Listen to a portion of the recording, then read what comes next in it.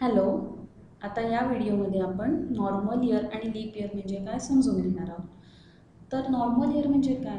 जेव्हा इयरमध्ये 365 डेज असतात तेव्हा त्याला आपण नॉर्मल इयर म्हणतो. आणि जेव्हा इयरमध्ये 366 डेज असतात तेव्हा त्याला आपण लीप इयर असं म्हणतो. मग नॉर्मल इयर आणि लीप इयरमध्ये नेमका हा फरक कुठून येतो ते आपण आता बघणार आहे. त्यासाठी पहिल्यांदा आपण नॉर्मल इयर म्हणजे काय बघूया. तर जेव्हा फेब्रुवारीमध्ये 28 डेज असतात तेव्हा त्या इयरला आपण नॉर्मल इयर असं म्हणतो. म्हणजे total number of days in that year is equal to 365. मग लीप इयर म्हणजे काय? तर फेब्रुवारीमध्ये जेव्हा 28च्या ऐवजी एक डे एक्स्ट्रा असतो म्हणजे 28च्या ऐवजी 29 डेज असतात तेव्हा त्याला आपण लीप इयर असं म्हणतो. मग total number of days in leap year किती झाले? तर एक day additional that is equal to 366 days. Leap इयरमध्ये total number of days is equal to 366. मग आता हा एक्स्ट्रा डे येतो कुठून? तर ॲक्च्युली इयर म्हणजे काय असतं? The time taken by the earth to complete its revolution around the sun. मग एक रिव्हॉल्युशन अर्थला सनभोवती कंप्लीट करण्यासाठी किती टाईम पिरियड लागतो? That is equal to the year. Actually लागणारा वेळ किती आहे? 365 डेज आणि 6 आवर्स. मग 6 आवर्स हा ऑड पिरियड आहे, तो आपण कुठंही आपल्या पूर्ण वर्षामध्ये ॲडजस्ट करू शकत नाही.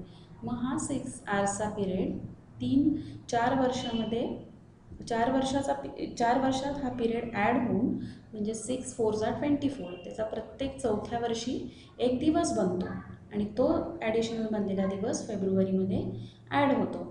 म्हणूनच आता आपण इमेजमध्ये बघतो जसं 2013 फॉर एक्झाम्पल 2013मधले 6 आवर्स, 2014मधले 6 आवर्स, 2015मधले 6 आवर्स आणि 2016मधले 6 आवर्स, असे 4 6 आवर्स म्हणजे 1/4 डे ॲड होऊन एक एक्स्ट्रा डे तयार होतो आणि तो फेब्रुवारीमध्ये ॲड होतो आणि मग तेव्हा तो 29 डेजचा मंथ बनतो आणि that year is a leap year.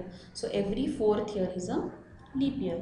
मग आता आपण बघणार, तुम्हाला एकदम कोणी विचारलं की हे लीप इयर आहे का नाही, तुम्हाला एक्झाममध्ये विचारलं, स्कॉलरशिपच्या एक्झाममध्ये, तुमच्या रेग्युलर एक्झाममध्ये कुठेही विचारलं की तुम्हाला हे सांगता येईल का लीप इयर आहे, तर आपण सारखं काही कॅल्क्युलेट नाही करू मागचं किती वर्ष होती आणि कदाचित आपल्या लक्षातही राहणार नाही. मग त्यासाठी पण एक छोटीशी ट्रिक आहे. तर जे दिलेलं इयर आहे, आता इथं सांगितल्याप्रमाणे 2012 हे इयर आहे, ह्याला आपण डिवायडेड बाय 4 करायचं आणि डिवायडेड बाय 4 केल्यावर जर रिमाइंडर 0 येत असेल तर that year is a leap year. आता बघतोय आपण 2012 डिवायडेड बाय 4, 4 5 जा 20, 4 3 जा 12 and reminder is 0. Therefore 2012 is a leap year. मग आता आपण दुसरा एक्झाम्पल घेऊया 2015चं. 2015ला सुद्धा आपण 4ने डिवाईड करू. मग 4 5 जा 20, 4 3 जा 12 आणि मग रिमाइंडर 3 राहतो. सो आपण इथं रिमाइंडर 3 राहतो त्याच्यामुळं हे लीप इयर नाही आहे. मग जेव्हा रिमाइंडर 0 असतो तेव्हा लीप इयर असतं. पण 2015 divided by 4 reminder is not equal to 0 and therefore it is a non leap year or a normal year. मग आता सेंच्युरी इयर म्हणजे काय आणि हे सेंच्युरी इयर म्हणजे लीप इयर असतं का नसतं, याच्यासाठी थोडा वेगळा फॉर्म्युला आहे. सेंच्युरी इयर म्हणजे any year that comes in multiple of hundreds, म्हणजे 1800, 1900, 2000, 1600, 1500 हे सगळे काय आहेत? Century years.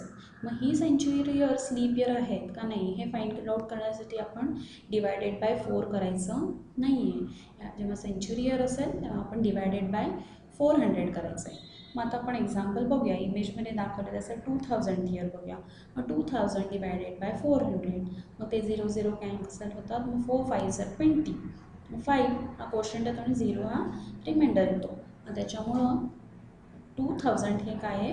लीप इयर आहे. जेव्हा रिमाइंडर 0 येतो 400ने डिवाईड केल्यानंतर तेव्हा ते इयर हे लीप इयर आहे. आता आपण अजून एक एक्झाम्पल बघू एक्सेप्शनल. ह्याला हा आहे 1900. आपल्याला काय वाटतं सेंच्युरी इयर म्हणजे लीप इयर असेल, आणि ॲक्च्युली 1900ला जेव्हा आपण डिवाईड करतो 400नी तेव्हा it is not completely divisible, it gives us a reminder. जेव्हा रिमाइंडर असतो तेव्हा जेव्हा reminder is not equal to 0 तेव्हा that is not a leap year. So 1900 is a non leap year. तर ही ट्रिक लक्षात ठेवायची. लीप इयर आहे का नाही आहे हे फाइंड आउट करण्यासाठी ही सिम्पल ट्रिक आहे. जेव्हा नॉर्मल इयर असते तेव्हा डिवायडेड बाय 4 करायचं. रिमाइंडर 0 असेल तर लीप इयर, रिमाइंडर 0 नसेल तर नॉन लीप इयर. जेव्हा सेंचुरी इयर असतं आपण डिवायडेड बाय 100 करायचं, 400 करायचं आणि मग जर रिमाइंडर 0 असेल तर लीप इयर आणि reminder is not equal to 0 then it is a non-leap year. Thank you.